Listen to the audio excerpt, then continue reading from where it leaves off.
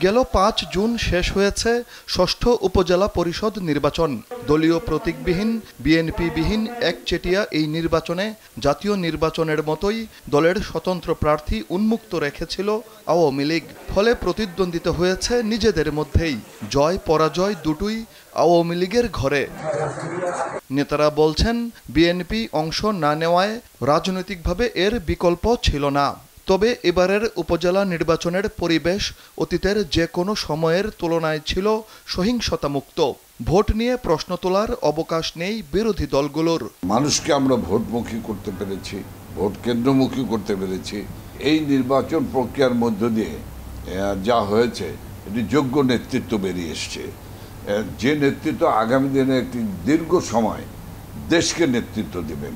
উপজেলা নির্বাচনের ভিত্তিতে রাজনৈতিক সফলতা হলো শান্তিপূর্ণ নির্বাচন, সুষ্ঠু নির্বাচন যে করা যায় সেটা প্রমাণিত হয়েছে। এখানে রক্তক্ষয় হয়নি, এখানে মানে সারা দেশব্যাপী খুনাখুনি, মারামারি অথবা আতঙ্ক সৃষ্টি করা হয়নি। এখানে ভোট লুট হয়নি। জাতীয় নির্বাচনের পর উপজেলাতেও স্বতন্ত্র প্রার্থী রেখে এককভাবে নির্বাচন করাতে যে সংগঠনের ক্ষতি হয়েছে সেটা স্বীকার করছেন আওয়ামী লীগ নেতারা। তারা বলেন, কোন দল বাড়লেও পরিস্থিতি বিবেচনায় রাজনীতির বৃহত্তর স্বার্থে সভাপতি শেখ হাসিনার বার্তাটি নেতাকর্মীরা ঠিকই বুঝবেন, ঐক্যবদ্ধ থাকবেন। আমাদের অভ্যন্তরীণ কিছুটা ক্ষতি হয়ে গেছে, আমাদের নিজেদের মধ্যে কিছু দ্বিধা বিভক্তি হয়েছে, নিজেদের মধ্যে অভ্যন্তরীণ কুন্দল দেখা দিছে। এইগুলা আমরা নেত্রী পর্যন্ত 2বার তৃণমূল পর্যায়ের নেতাদের নিয়ে তিনি কথা বলেছেন এবং আস্তে আস্তে যত সময় যাচ্ছে আস্তে আস্তে ব্যাপারটা ঠান্ডা হয়ে যাচ্ছে। দলের একাধিক নেতাদের মধ্যে বিভাজন বেড়েছে, কর্মীদের মধ্যে বিভাজন বেড়েছে, এটা অস্বীকার করবার কোনো কারণ নেই।